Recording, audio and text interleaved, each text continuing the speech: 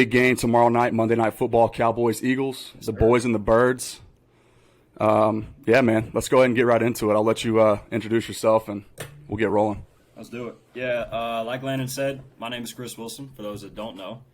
I feel like with being one of the biggest Eagles fans on planet Earth comes being a high-level degenerate, so those things kind of go hand in hand. Yeah. I'm proud of both of them.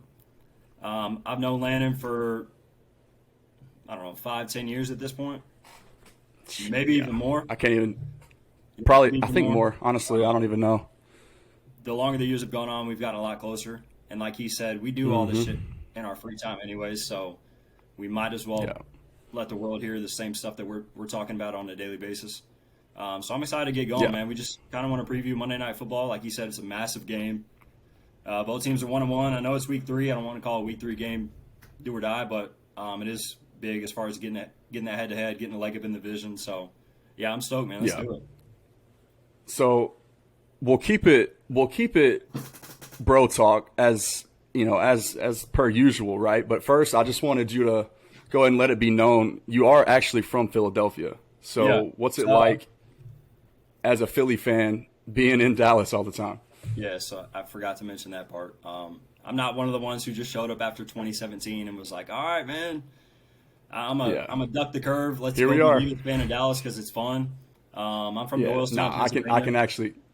I can attest for you on that. I'm from Doylestown, Pennsylvania. A lot of my dad was in the military, so we moved around before he settled in Texas in, I think, 2003.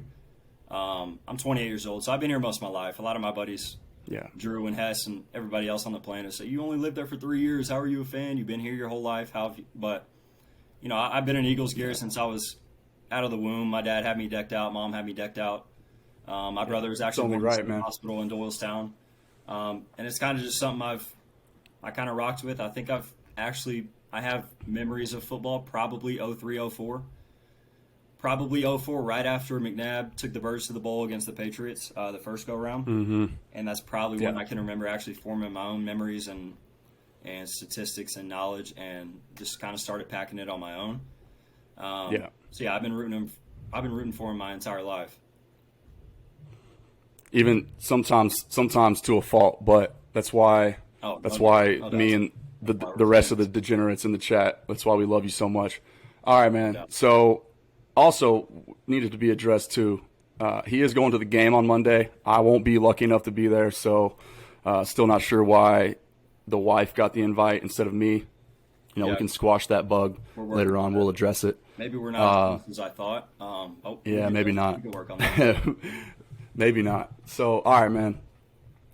The biggest thing, obviously, you and I talked a little bit off air, like the storyline that seems to just be kind of strangleholding this week's matchup, week 3, is injuries, right? And it's unfortunate that some of the biggest names on both sides, or on both sidelines, have to be out. Obviously, I'll let you talk about the impact of Brandon Brooks and Jordan Mailata and Brandon Graham, what those guys have. But I asked you a question yesterday. I sent you a text message. Like I said, this is what we're constantly doing. So the people will come to understand that at some point. But Brandon Graham, maybe the single most or the single biggest injury, I guess, for the Eagles by himself. So when you couple the things that have happened to the Eagles this week on the offensive line, collectively, that's a bigger story. But Brandon Graham, just as it pertains to he himself, maybe the most important player on that defense. And I'll let you kind of just take it from there. But definitely a significant loss for the Eagles on the interior of their defensive line there. Yeah, no, you're definitely up to something.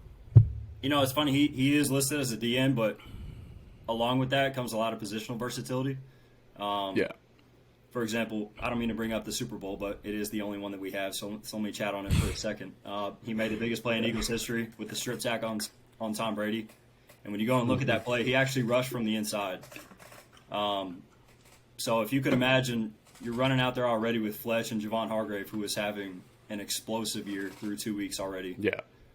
We touched on him too. Yeah, he had a pec strain last year in camp, so he was never really able to get going. Fletch always talks about how he was playing from behind from the jump. He was obviously one of our biggest free agent signings from Pittsburgh last year. But you can imagine those two guys starting on the line, and then say one of those guys needs a breather. BG's your guy to slide inside. It can still give you maybe not the same impact, but pretty darn close to it. You did text me the other day. I remember us talking about Kavanaugh was kind of touching on who's scarier off the edge, and I listened to his piece, and Josh Sweat, the new $40 million man. Eagles took a flyer on him in the 4th round when a lot of doctors thought he wouldn't even play again, and now he's hopefully an up-and-coming guy, so he's off the edge. But BG not being on the other side is huge. He's been a stalwart on this team. He was a first-round pick way back when. He took probably 4 or 5 years to get off the ground, which is pretty rare. Usually you know what a guy is, I like to think, after 3 or 4. Absolutely. But he finally made his first Pro Bowl last year. He's respected around the league. He's one of the best locker room guys, in my opinion, in the entire NFL. Yeah. I'm glad you say that. Not to interrupt you, but that's another thing. You and I talk ad nauseum about the charisma. Like, I pay attention to that stuff.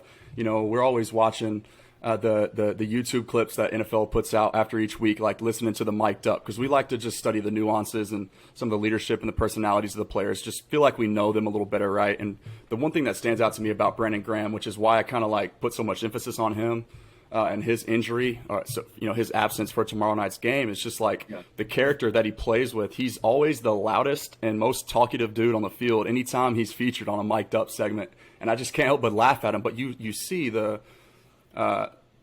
just the energy that he brings. So like that's a thing that I'll be paying attention to tomorrow. Like, we know how dominant Fletch and Javon Hargrave can be. And Javon Hargrave was actually kind of the one that was wrecking things up front last week against the 49ers for y'all who been dynamite. We're both watching right now. But so it's like seeing how much of that energy can kind of carry over with BG being on the sideline and not in the midst of all those other big boys up front. But yeah, man, I'm glad you hit on that, because we know how important your physical ability can only, it'll take you right. Yeah. It'll only take you as far as your effort and your will and your desire will carry. You know what I mean? So it's like, I mean, go ask Ben that's Simmons. such an under. Yeah. Go ask Ben Simmons. Yeah. There you go. So, touching on BG, I mentioned he just made his first Pro Bowl last year, but I'm glad you brought that up. I think you and I, more than most people, I think a lot of people look at these players, maybe not so much defensive players because they're not involved in fantasy football, but we look at these guys as commodities, famous athletes and celebrities alike. Right. Right. Brandon Cooks went 9 for 112, whatever. We like to just consider them a statistic and a blip on the radar. And you and I are two of the people who really, I personally and you yourself, like to do a deep dive into the psychology element and component of being a professional athlete and how you carry yourself around the building. And you touched on Brandon Graham in the NFL films. I mean, he's hilarious in all those. He's the loudest guy on the field. So funny. If we're down 30-0, he's actually comedy. Yeah, he is comedy. He's kind of obnoxious, but that's what I've come to love.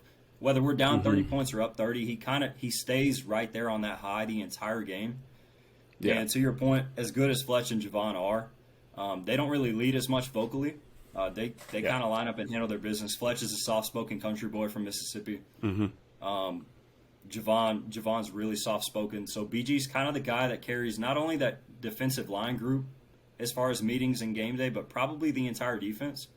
I liken him to a Jaylen Ramsey. They're not on the same caliber at their positions, obviously, but Jaylen Ramsey is when that guy makes a play, he forces an incomplete pass, tackle behind the line of scrimmage. The entire defense rallies to him. He's shaking hands with everybody. They're batting helmets. They're all getting smoked, and your defense feeds. Yeah, you can see that. Yeah, you can see that. It doesn't take an expert to see it. Just turn on the game, and you can kind of see it. Today he had a couple plays against Tampa, and that entire defense gets invigorated offense. Not only that, your offense can then go ahead and take that momentum, and he's chatting with guys on the sideline in between possession flips when there's a punt coming down. Now the three phases, absolutely, they all act in conjunction with one another. You've got to have all three to be a consistently successful team. You and I both fully understand that. It's kind of a moot point. But so you mentioned taking a while to pan out for draft picks and Brandon Graham. I want to kind of segue back a little bit. And make sure Cowboys fans understand the importance of a man in the trenches on the other side of the ball for the Eagles, your left tackle, Jordan Mailata. So I thought it was just wildly interesting, right? He and former first-round pick Andre Dillard, who will be starting now in place of Mailata. Right. Funny how that whole Before the season, those two were kind of, if I have this correctly, you can correct me if I'm wrong, going head-to-head with each other, competing for a starting job at left tackle, right? Yeah, they definitely listed it as a camp battle, for sure. Okay, so we have the confirmation. So that, to me, what I want Cowboys fans to understand is how good do you have to be performing in camp as was it a 6th-round pick or 7th-round pick for Mailata? 7. Okay, so the last round, selected in the last round, right, out of Australia. If you don't know who Jordan Mailata is, look him up. Pretty cool story. Rugby player from Australia, 6'8", 340 some odd pounds, right? A project. He never played American football before he was drafted. Anyway, so that, not to belabor the point, camp battle between 7th-round pick and former 1st-round pick. Were they the same class? So no? Dillard came in a year later. Okay, so a year later, that's even better. 1st-round pick Andre Dillard, right? 5-year clock, assuming they get the they pick up the 5th-year option. Mm-hmm. For a 7th-round guy to outperform a 1st-round guy who's only 2 years in, it does earn a job, and then not only earn the job, but then earn himself a contract extension in the process. Extension. Yeah, 4 years, $64 million or something like that, with 40 guaranteed. Yeah. Like, that tells me a lot about just the progression. The Eagles, essentially, what they just told us is, okay, we have our 1st-round left tackle, but it's not the guy we selected in the 1st round. It's the guy that we took in the 7th round, and he's better than him. Right. So by a big margin. That's amazing to me. You hit the nail on the head there. It's funny, that 2018 draft for the Eagles, a year after it happened, I think Mailata got sent to IR because, like you mentioned, this guy's a 6'8", 346. Mammoth. I heard he actually played last season closer to 380. Which is kind of, that would not shock me. Which is kind of crazy. Yeah. I've been spoiled watching Jason Peters play left tackle for the Eagles for 10 plus years, and you hear a lot of offensive line experts, if you will, mention dancing bare feet. And for a guy my lot of size to move the way that he does, like you said, just turn on his rugby highlights and you can tell that that's a specimen right there. Yeah. But that 2018 draft, I think Mailata got sent to IR as a rookie. He had to learn. Okay. We didn't have a 1st-round pick. We went Goddard, Avonte Maddox, Josh Sweat as a flyer in the 4th, and then Mailata in the 7th. Yeah. We had 4 picks that entire draft. And all of those guys are now key contributors on the Eagles, which is kind of crazy when you look at it, considering a year removed from that draft, everybody thought that we didn't hit on any of those. Maybe aside from Goddard, at a position that we were already stacked up on. So, like you mentioned, 1st-round, just having the status of being a 1st-round draft pick buys you an unimaginable amount of tenure and leeway to mess up and correct your mistakes. You're not given the job, but you are automatically given a massive leg up in the competition. Yep. And I think ask Sam Bradford right, about how much time a 1st-round draft selection can buy you. Him going number 1 overall put him in the Business Hall of Fame now after all the money he's made, strictly off draft status. People thinking that there's talent there to play with. Yeah. So that's kind of what I was getting at. It's like, what has to be going through the coaches' minds, really, for them to just go ahead and accept a loss? Like, we know that there's arrogance when it comes to, so I guess it's a new coaching staff. So technically, like, maybe you could say Andre Dillard doesn't really have any dogs fighting for him anymore as far as, he's got, but still, to swallow your losses and to move on from a 1st-round pick, which is just obviously those are so coveted in the NFL, and it's honestly it tells you a lot about how good Mailata has been and how quickly he's progressed from not ever playing American football before the time he was drafted to earning an extension and basically high stepping over a former 1st-round pick. It's crazy. The guy had never played football in his life. I think he had issues strapping on his helmet when he first got into the league. Like, the guy didn't know how to do anything. It helps having one of the best offensive line coaches in the modern era, probably with Jeff Stoutland. I don't think all of these guys become good to great off of chance.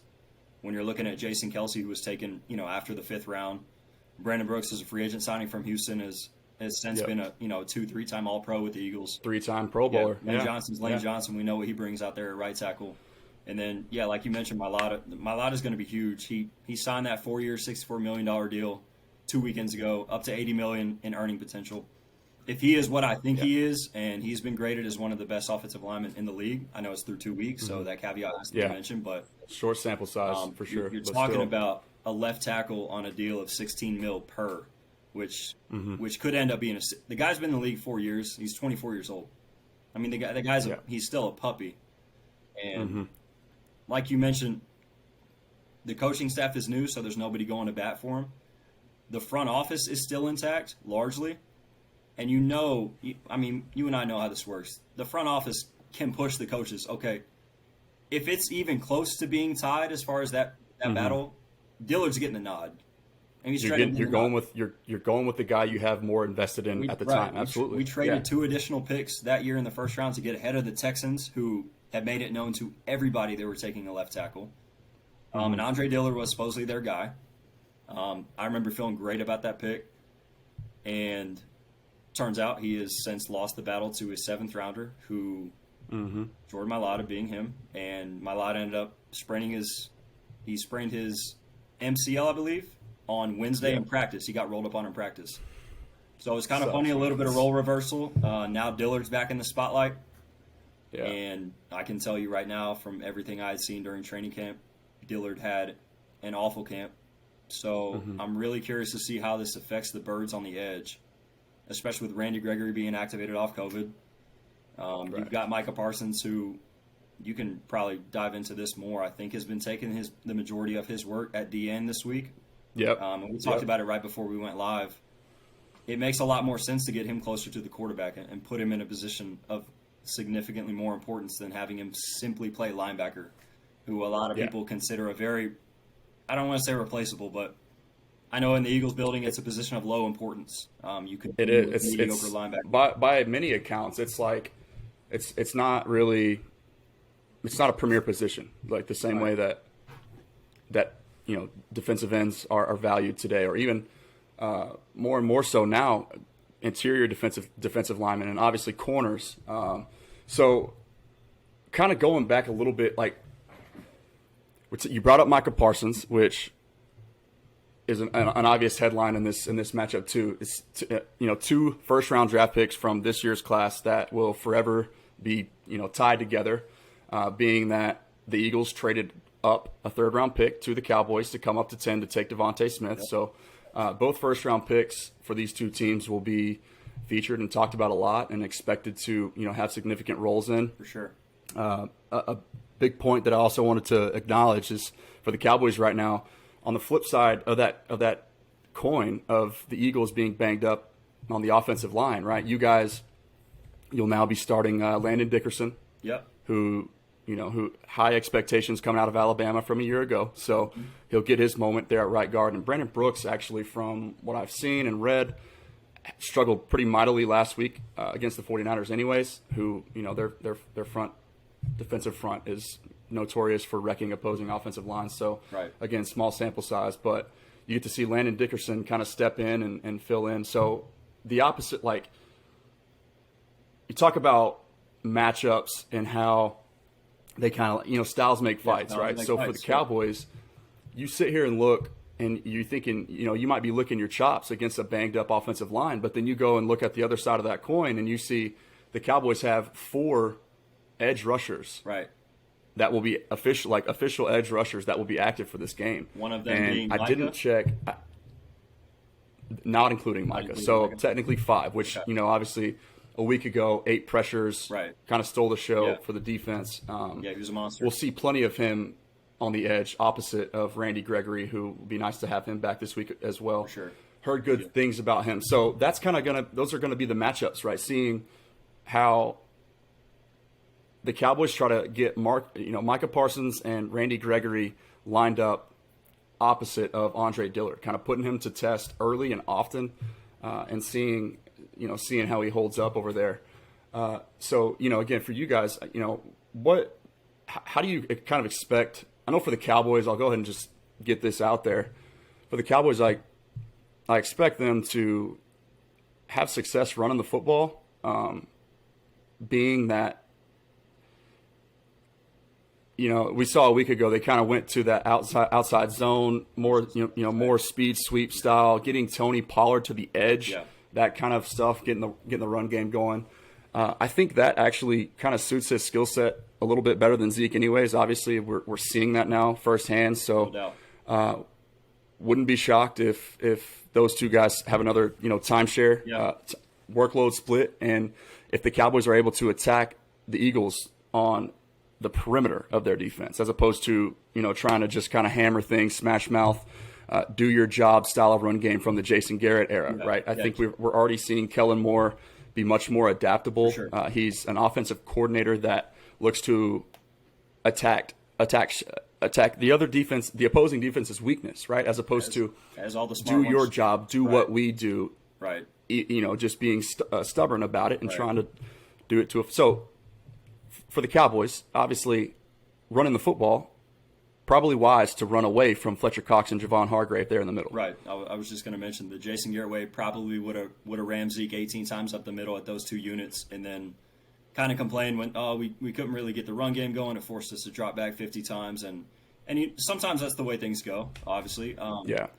But swinging back to what we talked about earlier, BG being out, he's just as good of a run defender as he is against the pass.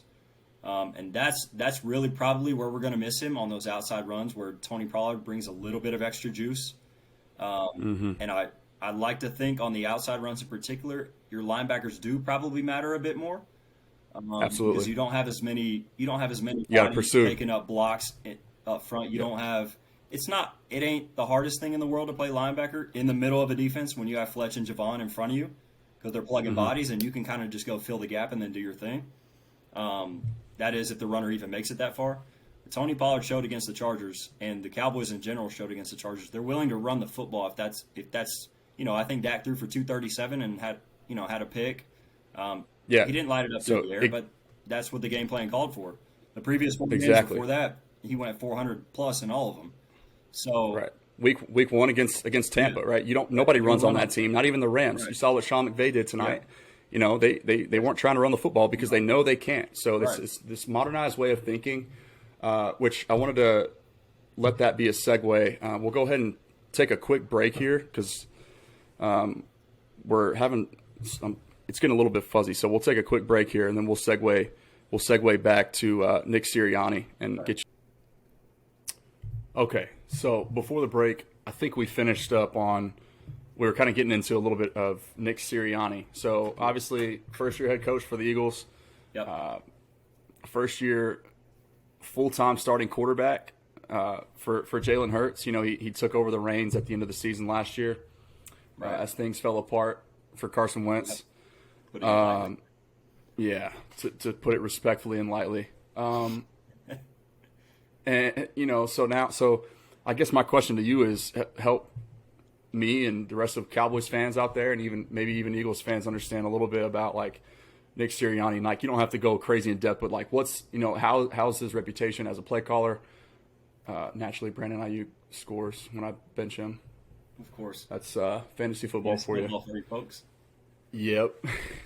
I had a crazy thing happen to me today too. I'm going to do a short story fantasy video later on something that happened to me today. It's besides the point, but. Yeah, man. Tell us a little bit about Nick Sirianni, how you expect maybe Jalen Hurts and Miles Sanders and company to try to attack this Cowboys defense tomorrow. Yeah, I think there's a lot of unknowns. Obviously, like you said, the guy's a first-year head coach. We're going into week 3 of the NFL season with a starter who has started for 6 games in the NFL. He's a second-round pick, so you're kind of already behind the 8 ball, I guess, if you will. If you look at the majority of quarterbacks that end up panning out, most of them are taken in the first round. People like to harp on all the quarterbacks that don't work out up there, but the reality is that is also where you find them. But back to Sirianni, first-year head coach. He actually played wide receiver in college. He was a wide receiver coach with the Chargers, so he's worked with Keenan Allen, the Keenan Allens of the world. Okay. He ends up going to the Colts. He's kind of, if you remember, Frank Reich was Philly's OC the year he won the Super Bowl. Yeah. They end up they're about to hire Josh McDaniels. He ends up snaking them at the last second. We lose Reich to Indy. That's how that whole thing started. So I want to say that Sirianni is to Frank Reich, or was to Frank Reich, what Frank Reich was to Doug Peterson. Gotcha. Kind of his right-hand man. He kind of wanted to groom him. And some lineage. There's some Eagles lineage there. There's a little bit of a tree that's been going for a while. So Sirianni was kind of Reich's right-hand man. He was the OC with the Colts for 3 years, I believe. Now coming over to Philly, I think the first memory that everybody has from him, and hopefully it's not the last one, is his opening presser that the internet started to get a kick out of. And not ideal. Hopefully he coaches a little bit better than he gives press conferences, but the jury's still out. I actually forgot about that until you just said that. That's funny. I remember that was viral on Twitter there for a few days. Yeah. No, Eagles fans are used to toxicity, so we like to hold on to the stuff that rubs us wrong too, and then hopefully you can pull out the receipts later.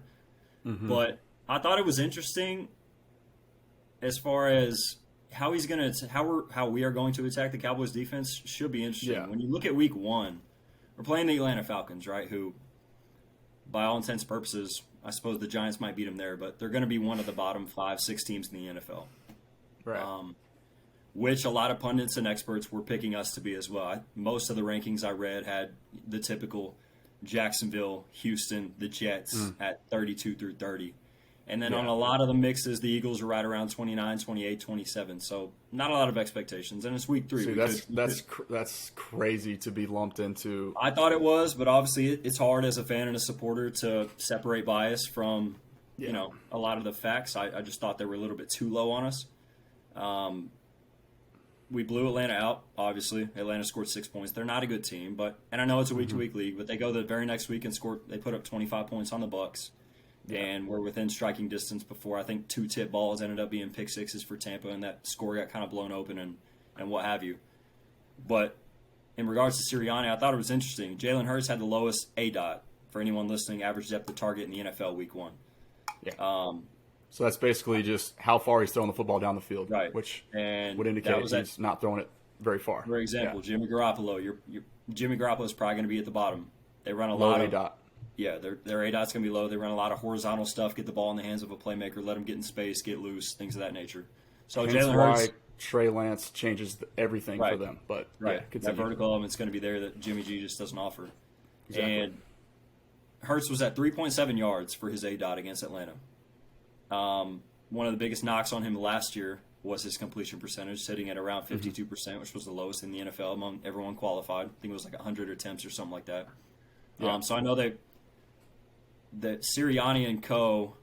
Shane Steichen came over from the Chargers, who, like I said, he was there with him previously, so they have a relationship. Jonathan Gannon they pulled from the Colts, who is now our DC. So there's a good bit of familiarity there, and a big point for Sirianni and co.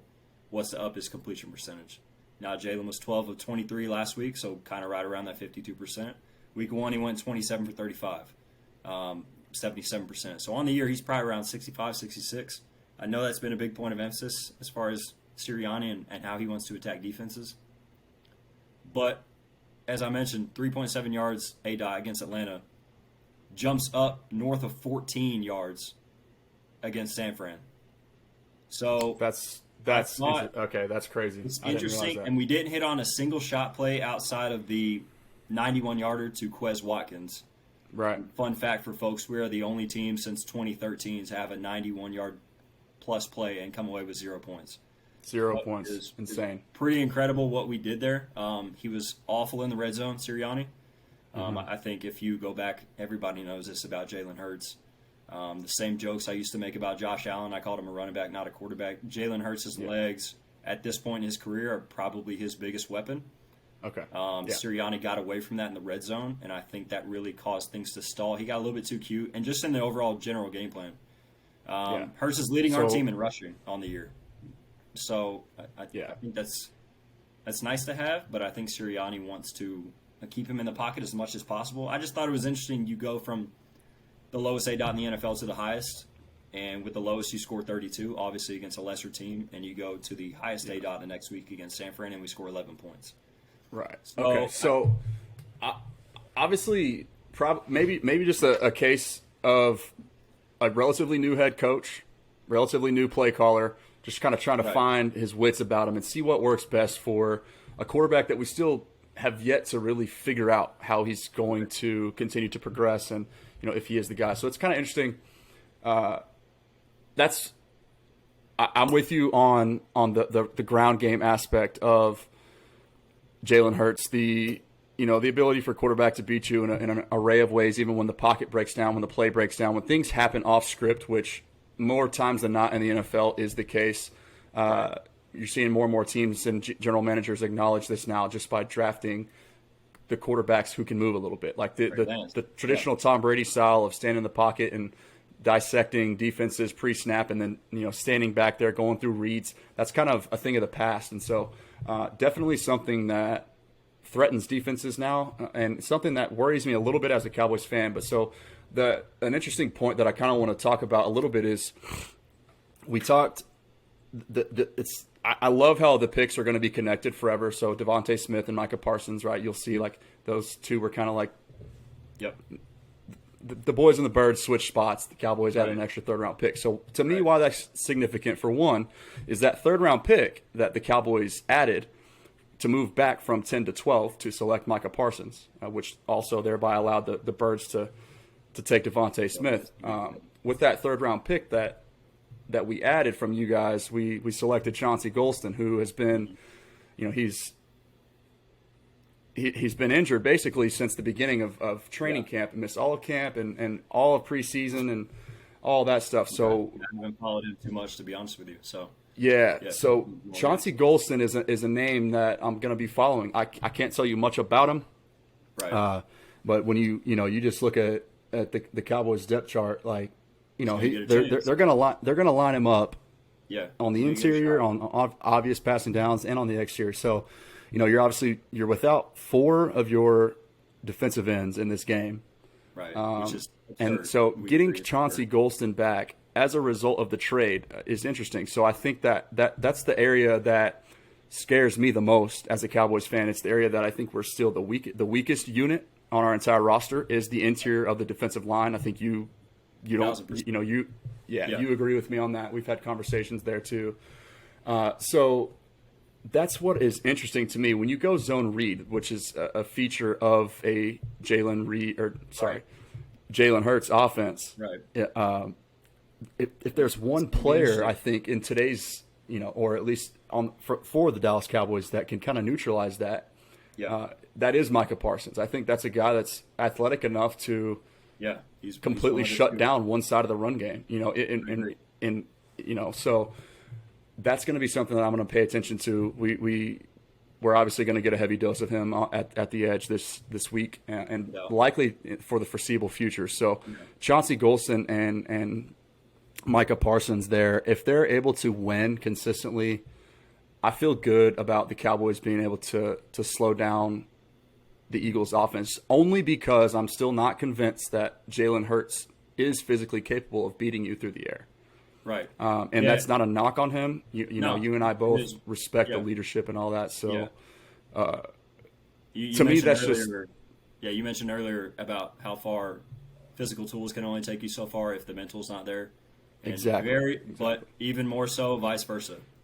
You can be the greatest leader in the lock. You can be the greatest leader in the world, but if you're not performing on the field, guys are going to stop following you real quick. That definitely has to follow suit. I got kind of carried away when you asked about Sirianni and attacking Dallas, so I'm glad you brought up the zone read, because there are a lot of concepts there.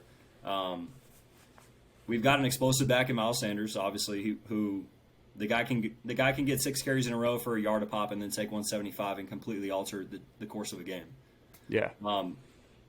You mentioned Micah Parsons on the edge, who's going to be playing there a while, like you said, which I was really excited for the matchup before my lotto went down. Exactly. I don't want to say Micah struggled, but he wasn't the same player, obviously, when he was lined up across Rashawn Slater, who the week prior, I don't want to say locked up Chase Young, but as pretty close as it comes. He locked him up. Yeah, as pretty close as it comes to doing what you can to that guy. Now, and it's funny, too, because Rashawn Slater was a dude that I thought the Cowboys should have selected at the time. But you were at my house for the draft, and that was I think everybody in the room wanted Slater. Exactly. It's kind of odd given the state of your O-line, how good it is. So it's do you take position of need? I know a lot of guys have Micah Parsons as a top 5 player in the draft. Best player available versus position of need. Which one is? Yeah. It seems the less he played, being an opt-out at Penn State his final year, the more people tried to pick holes. And I've heard this mentioned on local radio here in Dallas-Fort Worth. Micah wasn't asked to cover in college, and I don't know that he can, but I don't know that he can't. I've heard a lot of rave reviews out of camp saying that you would think a guy who can run 4.4 sideline to sideline is going to be capable as long as the mental's there. I saw a couple clips week 1 against the Bucs. That's Tom Brady, right? Tom Brady's going to take the smartest guys in the world and turn them around from time to time. That's going to happen. We obviously don't have the same caliber quarterback from a passing standpoint as the Bucs do. So Micah's probably going to be fine wherever he lines up. That's why I was really excited, and that's why you and I highlighted the Mailata injury, because I thought that Mailata and Lane Johnson are just about as good as you can get as far as bookend tackles in the NFL. Yeah. Especially as a tandem when you combine the two. Yeah, when you take the two, they're right up there with any other team's two in the league. So I felt really good about it. Now with Dillard, I'm not so sure. One thing he's always struggled with since we drafted him, even in college, was a bull rush. And I know Micah likes to use speed. Obviously, he's got bend and ability off the edge as far as the speed. He'll bend and try to win with power. That a lot of people don't. That a lot of people can't handle. So I'll be curious to see, one, where Micah lines up. Do they flip him and Randy Gregory from time to time? Do they start Micah over Lane and see how that works and then flip-flop him? Do they think Randy Gregory's a better pass rusher at this point in time and just leave him over Dillard and let him try to abuse him with a blend of power and speed, which Randy Gregory has? It's going to be really interesting to me. And like you said, this takes me back to we played Washington late last year when Hurts took over and Carson Wentz was on the pine. And I remember that game. We ran a zone read concept, and Chase Young is capable of playing both. I think Montez Sweat is pretty close to there, but if anyone can, Micah Parsons is also in that group. I think the elite edge rushers and the ones that have speed are going to be able to hold, wait to see if that running back has the ball. If he does, they're fast enough to get behind him and trail and bring him down after a 2-3 yard gain. If not, even if Jalen Hurts, who is a solid run, he's a mid 4.5s guy, even if he gets the edge at the start, Micah's got closing speed, man. I don't want to say that's seen, but his closing speed is up there. His 0 to 100 is fast. There's people who are fast that have build up speed. Right. Micah is 0 to 100 right off the bat. Instantly. Yeah. Right. And at 250 pounds, it ramp up. Doesn't even make sense, man. No. Yeah. And his 4.4 is coming into play right away. Right. Right. And especially so again, position or more of a premier position there. You want your best players in the best position to make plays, but also in positions of impact, right? If you can alter the passer in today's NFL, it's you can't put a number on how valuable that is. So another thing that's just crazy to me is Micah Parsons is doing all of this, and we're kind of awed by him. I for one am, and just listening to people that know a hell of a lot more than even you and I do talk about his skill set. But we got to remember, man, this dude didn't even play football last year. Yeah, no, the guy hadn't played in 18 months. He's not even in rhythm yet, and you watch Hard Knocks, and he's one of the things I love about Dan Quinn. I think he's an amazing teacher, and he has a really cool way of pushing his message across. And I know that's not like unique to today's NFL, but just seeing it on an outlet like Hard Knocks, you can tell. But just Micah wanted more snaps every single time he got taken out. He's like, I'll just get warmed up, man. He just wants to get out there. Yeah. How good is? What is the ceiling for him? We don't know yet. So no, nobody knows. I think it's interesting you mentioned that as far as Dan Quinn teaching, and just tying this into the new Cowboys defense as opposed to, we know what it looked like last year. Yeah, we're not going to talk about that. We're not going to talk about that. Now, I'll save you the mercy there. One of the worst defenses I've ever seen. But sure, there was COVID. Okay, every coach dealt with that. Nolan clearly just was not a good defensive coordinator, and I think I like the point you mentioned about Dan Quinn being able to teach. I think a lot of times I've thought about this more and more. Me as a little bit more than a casual fan, I'd like to think. Yeah. I think we give too much credit sometimes to people in positions of power simply because they are in that position. That we kind of just cede control and we assume, okay, this guy must know more than I do. Right. And clearly defensive coordinators do. But I don't That's believe so in kind of true. the blind loyalty to seniority or saying that, oh, Mike Nolan's a DC in the NFL. He must know what he's talking about. Right. You know, Yeah, you got to be you able can to look at it adapt. any way you want. Right, and you look at, this can be used in all aspects of life. A professor in college, just because you could have all the knowledge in the world, but if you don't know how to relay that and put it in terms that your players are going to understand, if you're not able to get the message across, what good is all the knowledge that you maintain? Yeah. And so I think that's Dan Quinn. Obviously, we're through 2 weeks, but you look at what the Chargers did this week, right? They hung 30 on the Chiefs, who say what you want about their defense, it doesn't matter. They hung 30, and Dallas held them, 17? 17. Yeah, I said that on Twitter, actually. I said, and I think I may have sent it to you in one of the chats too, but how good does that win look from a week ago on the road at, in LA, knowing what we know now against, Yeah. No, so it's massive. And you can't help but be excited about Dan Quinn. And so, you correct me, let me know if there's anything that you think that we may be missing. We'll try and wrap this up here because, you and I both can sit here literally probably all night and just go back and forth. We have just honestly too much fun doing this stuff. But talk for hours. So real quick, just wanted to run over like the injury overview for the Cowboys who will be missing and, in key positions. Obviously, Lyle Collins at right tackle will be out again, which is also a fantastic or a crazy story in and of itself with how the more and more that information leaks about that. It's crazy, man. So I don't have any comments on that at this juncture, but Lyle Collins will be out. Michael Gallup is still going to be out for the foreseeable future. So you're without, two pretty, key players there. That's big. So we'll see how Darius Slay and company in the Eagles secondary can handle CeeDee Lamb and Amari Cooper. Pretty good history there. You and I talked off air about just the battles and the competitiveness that Amari and Darius have for each other, but also the respect element too that comes into play there. 100%. They both warmly welcome the challenge and acknowledge each other. Some good history there. But the Cowboys too now to another thing that we're just going to have to get used to, unfortunately, with COVID is Keanu Neal's out because of COVID. Right. And we're also we'll be missing, of course, still Tristan Hill and Neville Gallimore. So, I think I had heard Gallimore was, he was top dog a little bit. Yeah, he was. Yep. That's a big loss. For a big year. It's a big loss. He was starting to blossom and find his way. Former third-round pick out of Oklahoma, and unfortunately hyperextended his elbow. I think it was week 2 of the preseason. Right. So they put him on the PUP before the season. I think you can. Is that 7 weeks or 6 weeks? Yeah, not 6 games weeks. Though, right? Right. So if you have a bye, I believe if you have a bye week 6, you can come back week 7 for your 6th game. I think. Yeah. Okay. So that's the way I understand it too. So hopefully getting him back sooner rather than later. But so you're going to see a lot more Jayron Kearse at safety for the Cowboys, who played. I thought pretty well. He played really well. He had a great game last week. Excited to see. People keep forgetting about Malik Hooker too. Coming off an Achilles tear, you get a world-renowned safety who you were the one that mentioned to me that.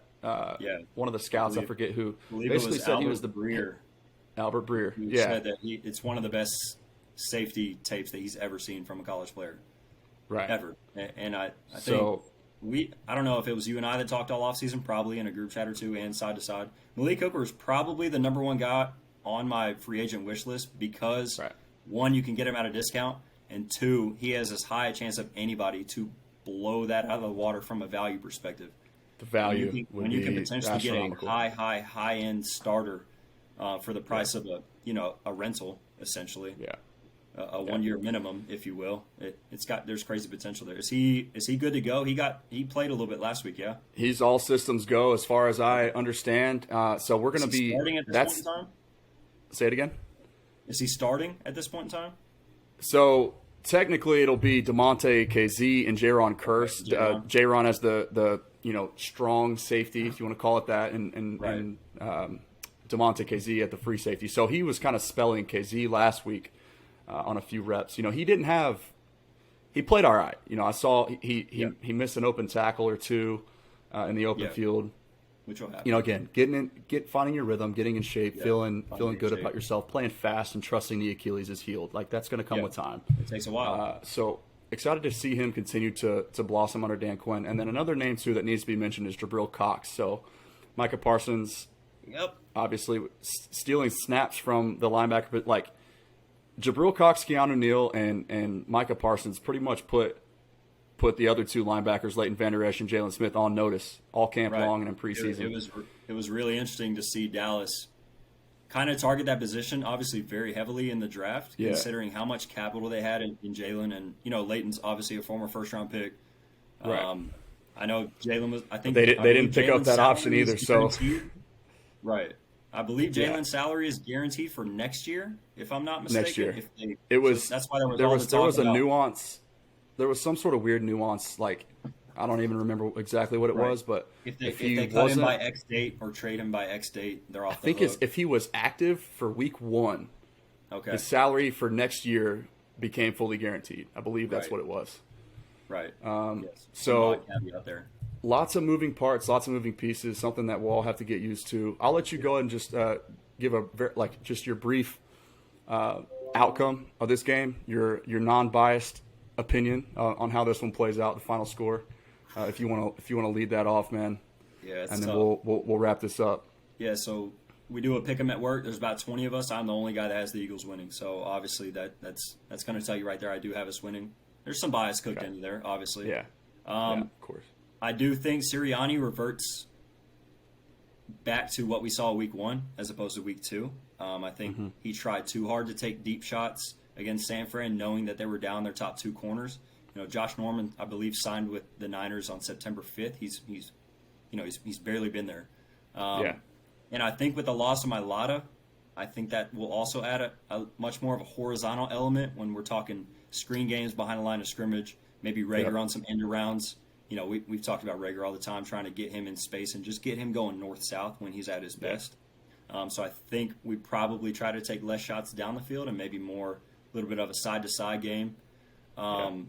So if that's the case too, then it's rally and tackle for the Cowboys. Right. You know, and then those linebackers come into play. Right. So for me, as a Cowboys fan, I want things happening this way, just because of how much I don't trust the interior of our defensive line. Right. As far as stopping the run is concerned. Yeah, and to your point, we'll see. Like I said, Chauncey Golston. You know, we'll see. Yeah. No, we're going to see. He's going to get introduced. And you know, Quentin Bohanna is going to be. You know, he's going to be out there a ton with Brent Urban too. Quentin Bohanna. You know, it's a big body. Plug, he's basically a plug at the one technique. Yeah. Like they drafted him in the 6th round out of Kentucky to not get moved backwards into the laps of our linebackers, like was consistently happening from a year ago. Right. But for me, if I'm the Cowboys, I want that because I want Micah Parsons running side to side because he can do that with anybody. You know, so it's going to be interesting. You gash teams up the middle, right? And that's, well, I should say the middle of your defense is kind of like the most important area for an offense to be able to attack if you want to have big splash plays. Like that's how a lot of it happens. So if you're constantly having to stretch things horizontally and move the ball, manufacturing touches for your playmakers, your speed wide receivers, which there's a lot to be said about just the athleticism that the trio of receivers in Philly possess. But if those guys aren't, so like Trevon Diggs, obviously, you're kind of making the former teammate there too. That's another thing that I just thought of. Yeah, former teammate there with Devontae Smith. So that'll be cool to see them kind of going at it. Yeah, no, that's gonna be sweet. And then the Brooks injury, which we touched on earlier. You got Landon Dickerson coming in. He was not good last week at all when he came in. Obviously, he's coming off a torn ACL. He was thrown into action. San Fran's got a good D-line, so we'll see how that goes. But even still, right next to him to the left, you've got Jason Kelce, an all-world center, still at this stage of his career. And then next to him, you've got Isaac Seumalo, who is the most under-discussed member of our offensive line, but has blossomed into a very, very good player. So to your point, I did say Sirianni's going to attack a little bit more horizontally. Not try to force as many shots. I think the shot plays are going to be there. They have to be. Yeah. But I think Dallas knows they're weak up the middle, and Philly knows Dallas is weak up the middle. So that's probably where you start off. Even with Brooks being out, you're probably going to look to attack Dallas that way. And I think what makes that even more interesting from a prediction standpoint is that the Eagles have only given up 2 plays of 20 or more yards, which is number 1 in the NFL. Obviously, we've played 1 less game than everybody else up to this point in time, but we've given up 2 plays total of 20 or more yards, only 1 pass play. Jonathan Gannon's running zone at the highest rate in the NFL. They've clearly made a point, I guess maybe with the way the secondary has looked in Philly for years, to not get beat over top. Which is important, especially coming into Monday night against you guys and the Dallas Cowboys with the receivers that they have out there and the way that Dak has grown as a passer and can really push the ball down the field. I'm going to be curious to see what happens. If Tony Pollard and Zeke can kind of get going and loosen that defense up and have more guys coming down, that's obviously going to open things up. So I'll be curious to see if Gannon, who also doesn't blitz a lot. We blitz at the lowest rate in the NFL, and he comes from the Zimmer tree. So a lot of guys thought, we'd be throwing 6 guys off the line, 6, 7 guys off the line, which against a high processor, which Dak Prescott has become, you run a risk there. Yeah. All right, Kris. So we've literally talked just about, covered pretty much everything under the sun as far as what to expect, what to watch. Some backstory on tomorrow night's matchup. So let's get to the predictions, and we'll call it a night. So you obviously have the Eagles winning. I like the Cowboys actually in this one. If everything goes according to plan, which is a big if, but I like the Cowboys to win like something along the lines of 31-20, somewhere in there. That's kind of the way I see it playing out. Obviously, subject to change. At the snap of a finger in a COVID world, right? So we could wake up tomorrow and have some sort of crazy news about somebody testing positive, right? So as it stands right now, the night before the game, that's where I'm at. What do you got as your final score? 31-20. Oof. It's a great. So Vegas has Dallas at 3.5 last I checked. Yeah. Okay, so you got them covering pretty easily. Defense got to prevent the big play. That's gonna be huge. Make Dallas move the ball the way that they did against the Chargers, and I kind of want to see if Kellen Moore is willing to do that 2 weeks in a row. I've kind of got it 27-24. Okay. I don't think it's gonna.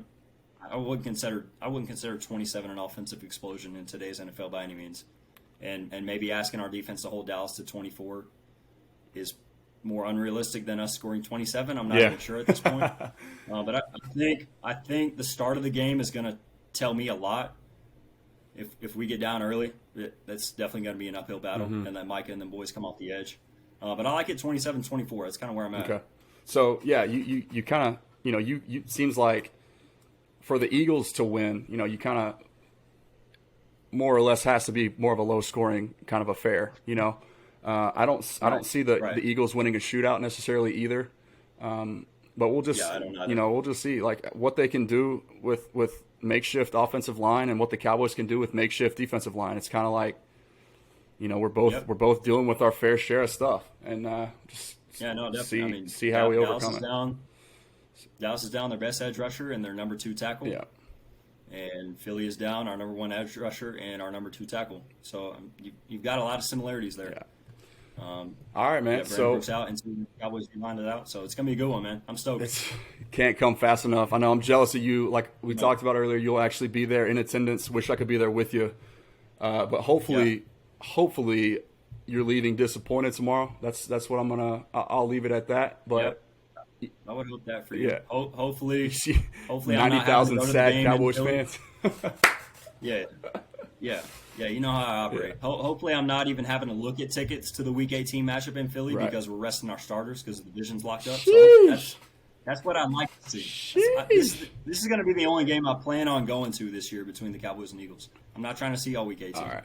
So, well, we'll definitely be doing this again. Week 18, absolutely. This was so much fun, man. I hope the people, thank you all for sticking with us. If you're here to this point, if you made it this far, we appreciate that. I hope you guys enjoyed the banter, the bro talk, and a really, really knowledgeable NFL guy talking about his hometown team, the Philadelphia Eagles. And I hope I was able to, provide some valuable insight for the Cowboys on their behalf as well. So with that being said, man, it's been the Lando Show. We really had a lot of fun, and look forward to next time, man. Good luck to the Birds tomorrow, but yeah, man, go Boys, I baby. hope you lose sincerely, but I do hope you lose sincerely, but best of luck. Let's just hope for an injury-free game. Please, we can both agree on that. Please. And no COVID surprises when I wake up tomorrow morning, please. No. I will riot. I'm tired of dropping blood. I will riot. Keep Lane upright. Let's keep Kelsey upright. Let's keep Micah upright. Let's keep Trayvon Diggs upright. Let's just get out of there unscathed. And let the players go play, man. That's why they line them up. Sounds good. All right, y'all. All right, bro. Deuce.